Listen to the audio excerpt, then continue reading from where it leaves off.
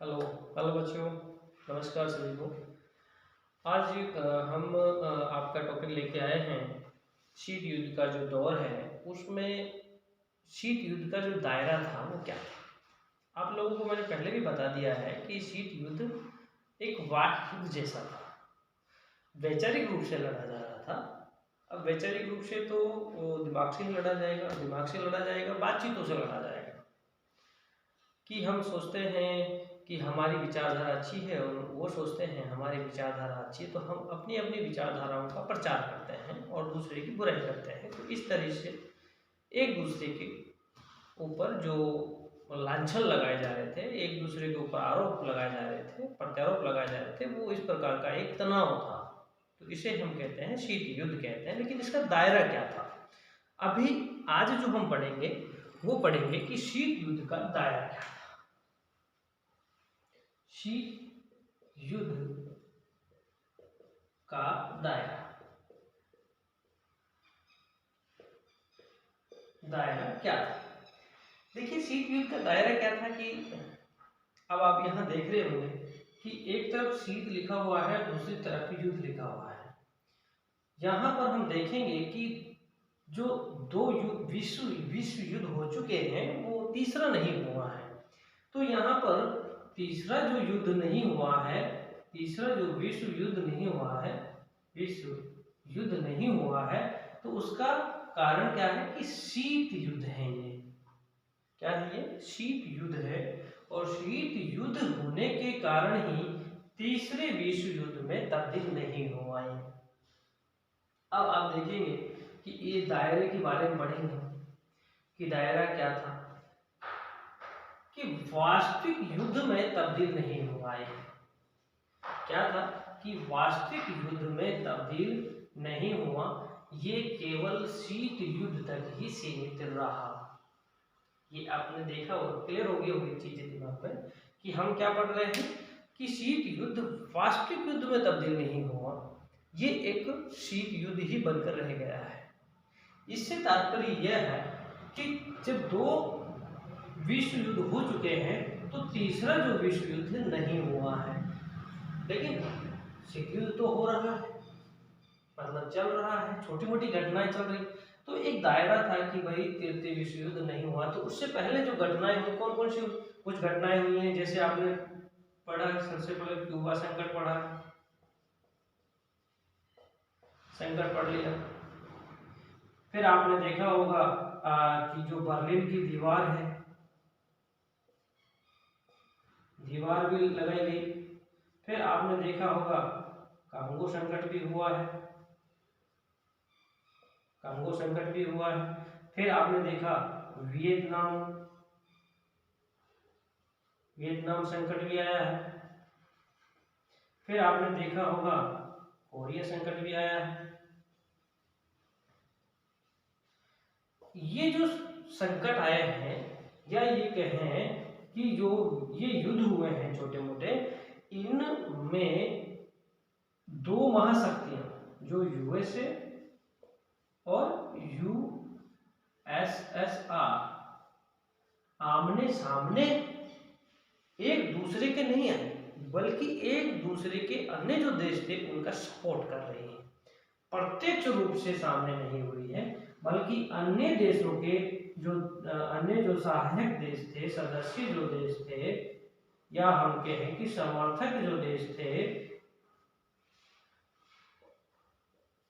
उनका सहयोग कर रहे हैं। क्या कर रहे हैं, ये समर्थक देश जो हैं उनका सहयोग कर रहे हैं, उनको हथियार पहुंचा रहे हैं, उनको सैनिक सहायता दे रहे हैं, उनको राजनीतिक सहायता दे रहे हैं। तो इस तरीके से युद्ध हुआ है, इनके प्रत्यक्ष रूप से नहीं हुआ, ये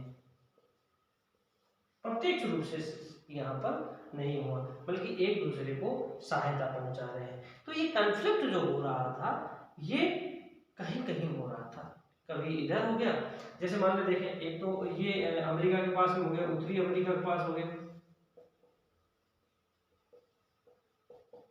बर्लिन है यूरोप में हो गया, कांगो है, ये कांगो जो है अफ्रीका में पड़ता है, अफ्रीका में हो गए। वियतनाम जो है ये पूर्वी एशिया में हो गए, ये भी पूर्वी एशिया का ही देश है। तो इस तरीके से हमने देखा कि जो स्थान है वो बदलते चलेंगे, इनके स्थान बदल रहे हैं, लेकिन बड़ा युद्ध नहीं हुआ है। यहाँ पर कोई छोटे छोटे युद्ध हुए हैं, लेकिन कोई बड़ा युद्ध नहीं हुआ। अब अपन देखते हैं कि भाई जो है बड़ा युद्ध नहीं हुआ, उसके भी तो कुछ कारण हो सकते हैं ना, कि भाई एक परमाणु युद्ध नहीं हुआ, या फिर यूँ कहें कि प्रत्यक्ष रूप से आमने सामने दोनों महाशक्तियां नहीं आई, इसके क्या कारण रहे होंगे।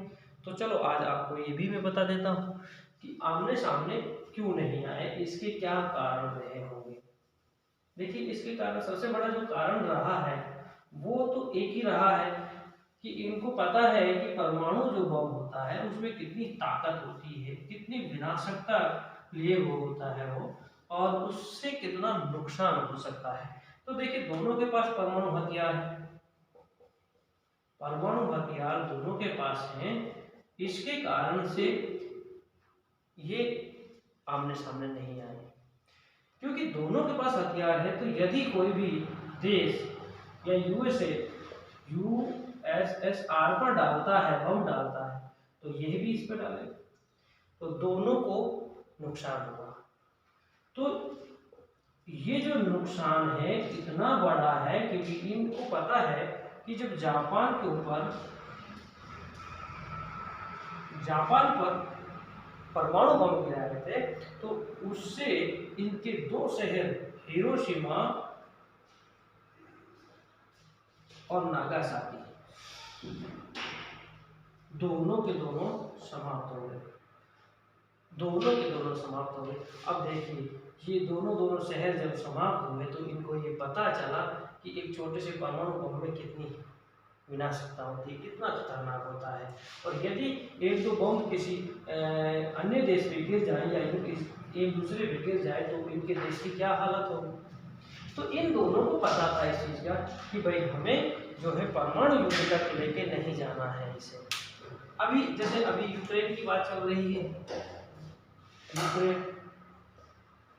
यूक्रेन के ऊपर परमाणु बम के आसार अभी जैसे मीडिया बता रही है कि यूएस जो सोवियत संघ रूस या कहें कि रूस है वर्तमान का, वह इसके ऊपर परमाणु बम डालने वाला है, ऐसे कयास लगाए जा रहे हैं। जबकि ये कयास ठीक नहीं है, ये कयास बिल्कुल ठीक नहीं है, क्योंकि इन्हें पता है कि परमाणु हथियार कितना विनाश पैदा करता है, तो ये इसे कतई नहीं डालेंगे, इस स्थिति तक ये जाएगा ही नहीं।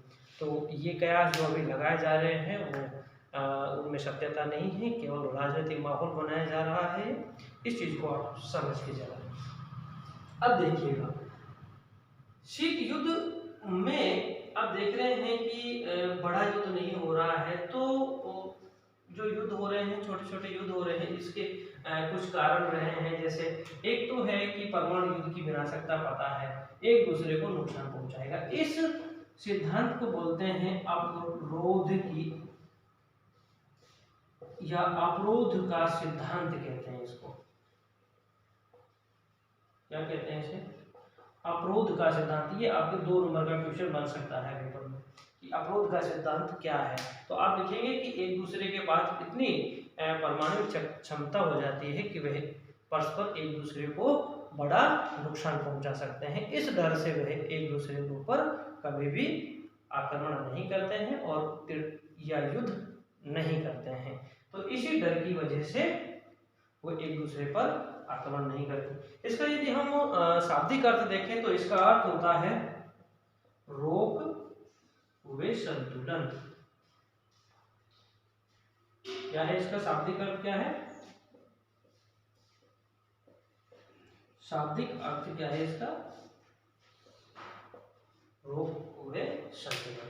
देखिए, इसके बाद में अब हम देखेंगे कि एक तो ये परमाणु हथियार दोनों के पास है। एक और चीज हमारे यहाँ विश्व में स्थापित हुई, वो हुई गुटनिरपेक्ष नीति। कौन सी? अब आप देख रहे होंगे जब 1961 के अंदर क्यूबा जो संकट हुआ, उसमें हमने देखा कि तनाव बहुत बढ़ गया था।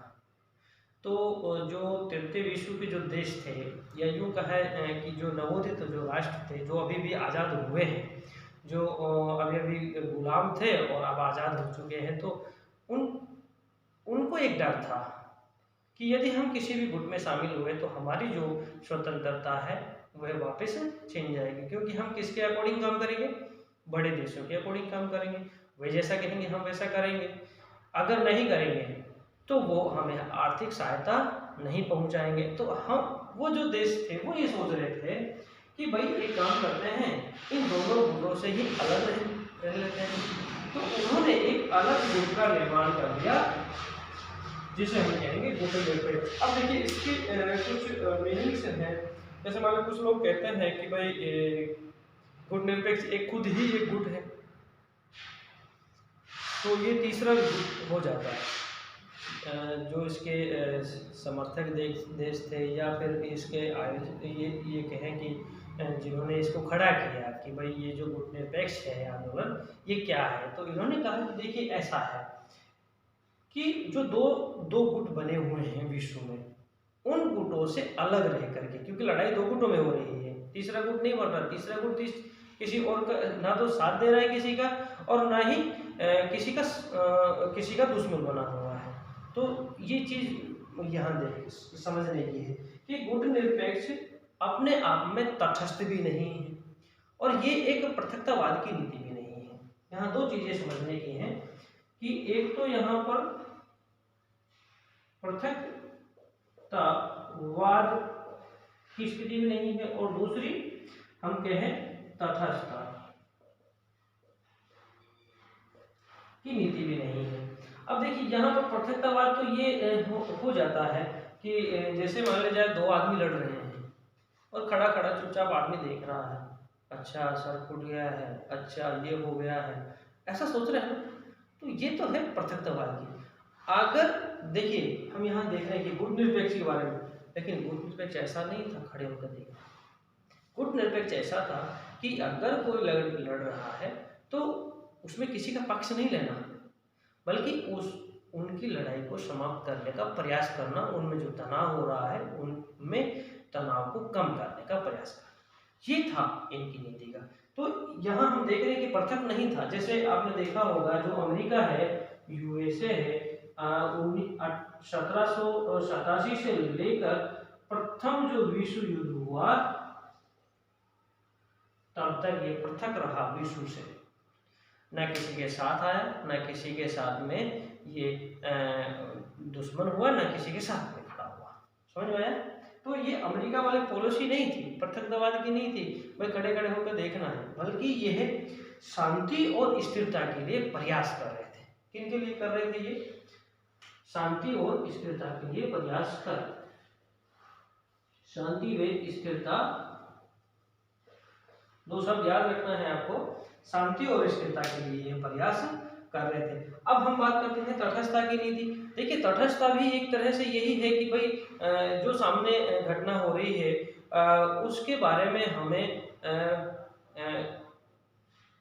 यूँ कहा जाए कि अच्छे बुरे या गलत सही है, या यूँ कहा जाए कि हमारा उसे कोई लेना देना नहीं है, ऐसा सोच लिया जाए। तटस्थ नहीं रहना है हमें, बल्कि हमें क्या करना है? सक्रियता के साथ में हमें शांति स्थापित करनी है और तनाव को कम करना है। क्या करना है? तनाव को कम करना। अब देखिए यहाँ पर तो क्या है, पृथकतावाद का मतलब है सबसे अलग रहना, तटस्थता का मतलब होता है जब दो लड़ रहे हैं तो बिल्कुल चुपचाप खड़े होकर देखना। तो ये स्थिति तटस्थता की हो जाती है कि हमें कोई लेना देना नहीं है, किसी का पक्ष नहीं लेना है और किसी के पक्ष में हमें साथ जाना है और ना ही दुश्मनी लेनी है। तो दोनों तरह से हमें ध्यान रखना है। तो गुट निरपेक्ष ना तो पृथकतावाद था और ना ही तटस्थतावाद था, बल्कि यही एक सक्रिय आंदोलन था जो विश्व में तनाव बढ़ रहा है उसको कम करने का प्रयास करना। और एक चीज और थी इसमें गुट निरपेक्षता की, देखिएगा इन लोगों को बहुत अच्छे से समझ में आ रहा था कि गुट निरपेक्ष जो देश है वो अभी अभी आजाद हुए हैं। पता है आजाद हुए हैं ये लोग, अभी अभी गुलाम थे बड़े बड़े देशों के, और ये देश जो है अभी आज़ाद हुए हैं। तो इन देशों को ये तो पता था कि तुम्हारे अंदर गरीबी भी है, भुखमरी भी है, बेरोजगारी भी है, गरीबी है, भुखमरी है,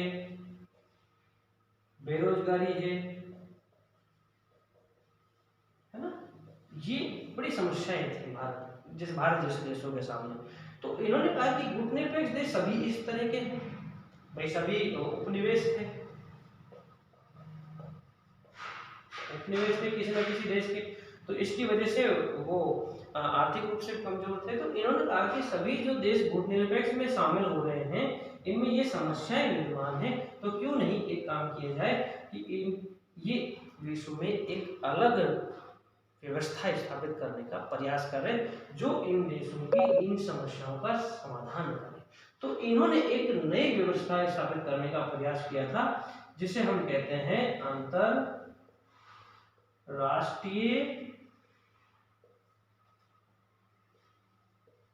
व्यवस्था। तो कौन सी थी अंतरराष्ट्रीय व्यवस्था? अंतरराष्ट्रीय आर्थिक व्यवस्था। तो कौन सी थी आर्थिक व्यवस्था में? नहीं, तो इसको कहते हैं नव अंतरराष्ट्रीय आर्थिक व्यवस्था। इसको हम नियो भी कह सकते हैं, नियो भी कह सकते हैं। तो नियो के लिए इन्होंने प्रयास किया। देखिएगा अब यहाँ पर ये है अपने आर्थिक हितों को बढ़ावा देना। अब इनका मुख्य उद्देश्य था कि अपने आर्थिक हितों को मजबूती के साथ में अन्य देशों के साथ में रखना, और हम आर्थिक रूप से मजबूत हो इसके लिए क्या कर रहे हैं, ये पहल कर रहे हैं, अपने मांगों को रख रहे हैं। किसके सामने रख रहे हैं? विकसित देशों के सामने।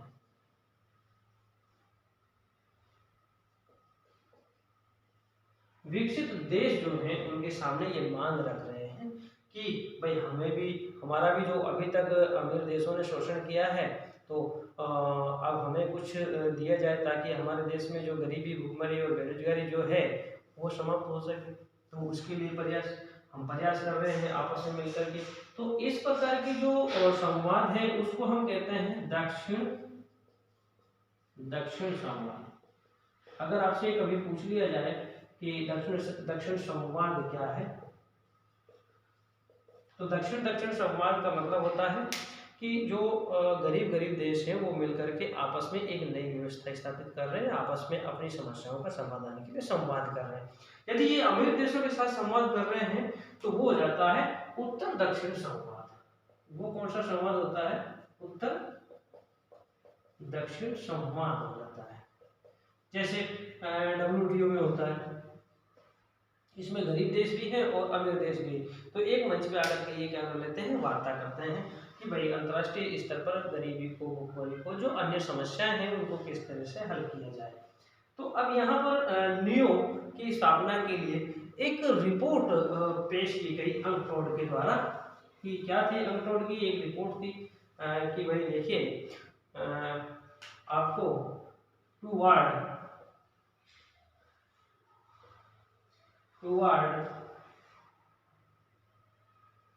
A new trade policy for development.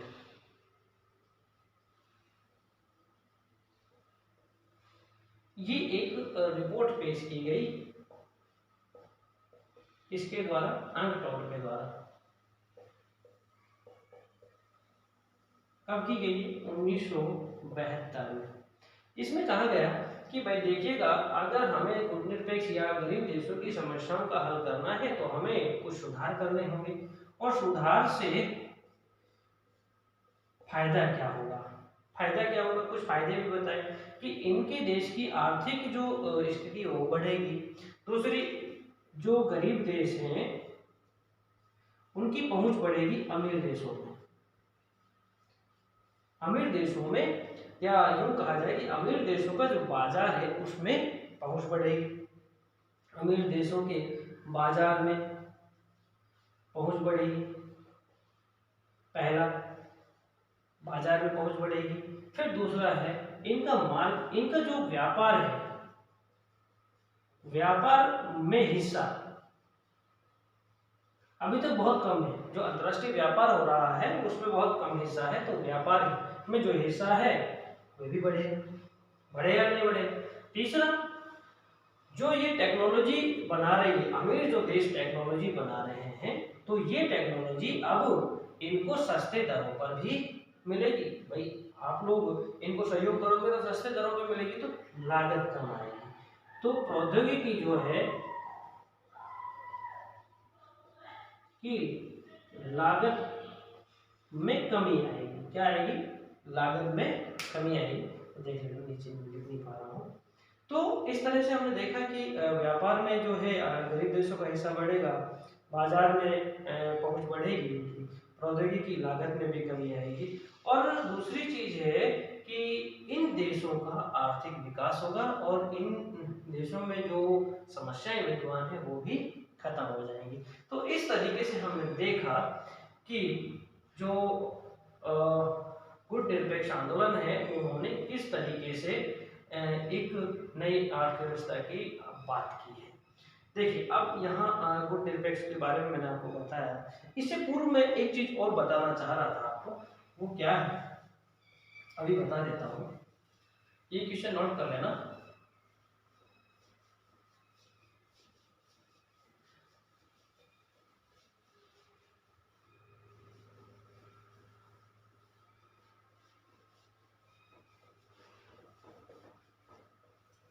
देखिए, जो शीत युद्ध का दायरा था, शीत युद्ध का दायरा,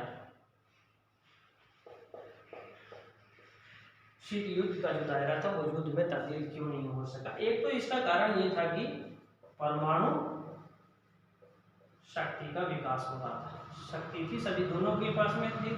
फिर दूसरी थी गुट निरपेक्ष आंदोलन शुरू हो गया था। फिर एक चीज और यहां पर आई कि जो महाशक्तियां थी वो है समझ चुके थे कि यदि युद्ध हुआ तो उससे दोनों को नुकसान होगा, इसीलिए महाशक्तियों के मध्य वार्ता प्रारंभ हुई। क्या हुई? वार्ता प्रारंभ हुई, ताकि कोई भी जो मतभेद है उसे सुलझाया जा सके और उनकी मंशा को समझा जा सके और किसी भी प्रकार का जो डर है उसे दूर किया जा सके। इसलिए इन्होंने क्या किया? वार्ता को प्रारंभ किया। तो वार्ता प्रारंभ किया तो इससे क्या होता है कि दूसरे की शक्ति के बारे में और उसकी मंशा के बारे में हमें पता चल जाता है। तो इन्होंने सबसे पहले जो है वो हथियारों को लेकर के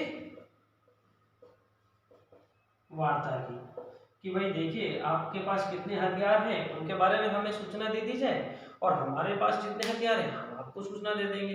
अब दूसरी चीज है कि भाई हथियारों की जो होड़ लगी हुई है विश्व में उसको भी कम किया जा सके, उनको कम किया जा सके और जो है जिनके पास उनको भी और कम कर किया जा सके। मतलब एक तो सीमित करना होता है और एक उसमें से कमी करना होता है।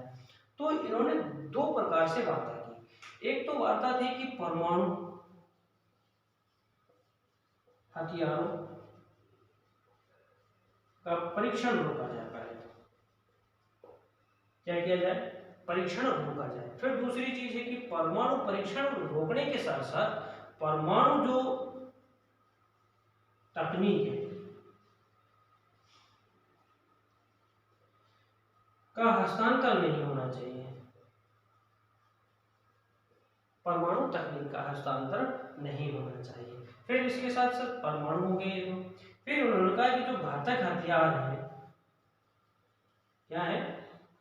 हथियार है, उनका भी हथियारों का परिसीमन होना चाहिए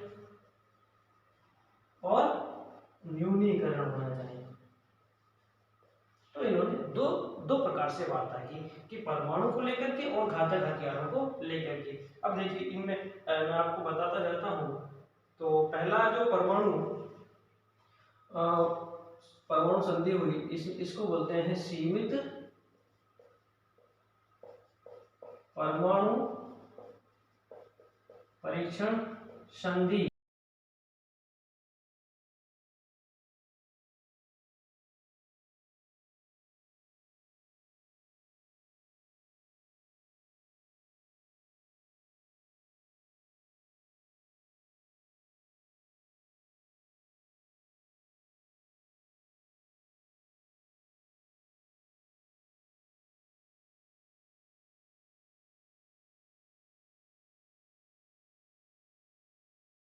इसके अलावा जो है वो आप अंतरिक्ष में कर सकते हो, उस पर भी रोक होनी चाहिए। तो इस तरीके से इन्होंने क्या किया, वायुमंडल में लगा दी रोक, और जल में लगा दी, और अंतरिक्ष में लगा दी। तो इन्होंने क्या है, इस पे रोक लगा दी। इस तरीके से इन्होंने क्या किया, रोक लगा दी। अब यहाँ पर देखिए 63 में हुआ, ये 63 में हुआ है ना, इसे भारत ने साइन कर दिए थे। तो भारत ने जब साइन किए तो किसी को आपत्ति नहीं, भारत ने साइन कर दिया, अच्छी बात है। फिर एक अगली संधि जो हुई, वो संधि हुई NPT। इसका मतलब है कि परमाणु अप्रसार संधि, मतलब ट्रांसफर नहीं करना। जो परमाणु संधि है, परमाणु संधि से संबंधित या परमाणु तकनीक से संबंधित, परमाणु जो तकनीक है उसको किसी को भी हस्तांतरण नहीं करना। अपने पास है तो उसे अपने तक ही सीमित रखना है, इसके अलावा दूसरे के पास में दूसरे को कभी भी तकनीक का हस्तांतरण नहीं करना, ट्रांसफर नहीं करना है। तो ये जो संधि हुई 1967 में हुई। अब इसमें भी यहाँ पर जो तीनों महाशक्तियाँ थी और जो तीन बड़े बड़े राष्ट्र थे, जिसमें USA आ गया, USSR आ गया और ब्रिटेन आ गया, तीन बड़ी शक्तियाँ थी, तीनों ने 1968 में साइन कर दिए थे। भारत ने नहीं किए इसके ऊपर साइन। क्यों? क्योंकि भारत ने अभी तक परमाणु संधि, परमाणु जो हथियार था वो प्राप्त नहीं किया था, अभी तक कोई परीक्षण नहीं किया भारत ने। भारत के पास परमाणु शक्ति नहीं थी।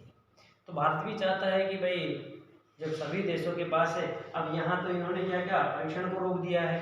भाई अब जिनके पास है उनके पास रहेगा, जिनके पास नहीं है उनके पास वो नहीं, परीक्षण नहीं कर सकते। दूसरा, तकनीक का भी हस्तांतरण तो नहीं करेंगे हम, तकनीक का भी हस्तांतरण नहीं करेंगे। तो भाई तकनीक का हस्तांतरण नहीं करोगे तो कोई बात नहीं, लेकिन जिनके पास है परमाणु शक्ति है, जिनके पास तकनीक है, वह उनके पास रहेगी, दूसरे को ट्रांसफर नहीं करेंगे।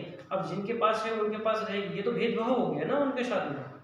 तो ये लोकतांत्रिक तरीका नहीं था, इस वजह से भारत ने इसके ऊपर हस्ताक्षर नहीं किए। अब देखिएगा इसके अलावा फिर इसके बाद में कुछ और संधियां हुई है, मैं सीमित रूप से आपको बता देता हूँ। एक साल्ट संधि हुई है 1972 में प्रथम, एक दूसरी है साल्ट संधि है 1979 में हुआ। ये तो साल्ट संधियां हैं। इसमें क्या था कि लिमिटेशन हुआ है, लिमिटेशन हुआ है मतलब परिसीमन हुआ है, परिसीमन। जो परमाणु हथियार हैं और परमाणु जो मिसाइल हैं या परमाणु से या युग हैं, मिसाइल से संबंधित हैं और घातक हथियारों से संबंधित हैं, उनका परिसीमन करना है, उनकी संख्या निश्चित करनी है। तो ये संधियां हुई। फिर इसके बाद में एक स्टार्ट संधि आई, स्टार्ट संधि आई। स्टार्ट संधि कब कब हुई है? एक तो 1991 में हुई है और एक 1993 में हुई है। तो ये दो संधियां हुई हैं। तो ये भी दोनों जो बड़ी बड़ी महाशक्तियां हैं उनके बीच में स्टार्ट। इसमें देखिए बाकी सेम है, एक आर है, इसमें रिडक्शन, न्यूनीकरण, न्यूनीकरण, रिडक्शन, रिडक्शन का मतलब होता है न्यूनीकरण, मतलब कम करना। जो संख्या आपके पास है जो सीमित कर दी है, मतलब हमने यहाँ तक सीमित कर दिया है, अब इस सीमित कर दिया है तो इसको क्या करना है, इसको भी कम करना है, इसको भी क्या करना है, कम करना है। मतलब जो संख्या निर्धारित, जैसे 100 निर्धारित कर दिया, अब उसकी संख्या को कम करना है, तो इसको कहते हैं न्यूनीकरण कहते हैं। तो इन दोनों महाशक्तियों के बीच में ये भी वार्ता हुई। अब देख रहे हैं आप इस तरह से जो ये वार्ता हो रही है, ये शीत युद्ध के तनाव को कम करने का एक प्रयास है। तो ये एक दायरा था शीत युद्ध का। तो क्या क्या घटनाएं हुई इसके बारे में मैंने आपको बताया है। तो आज इतना है, कल के वीडियो में फिर अगले टॉपिक को लेके आऊँगा। तब तक के लिए धन्यवाद।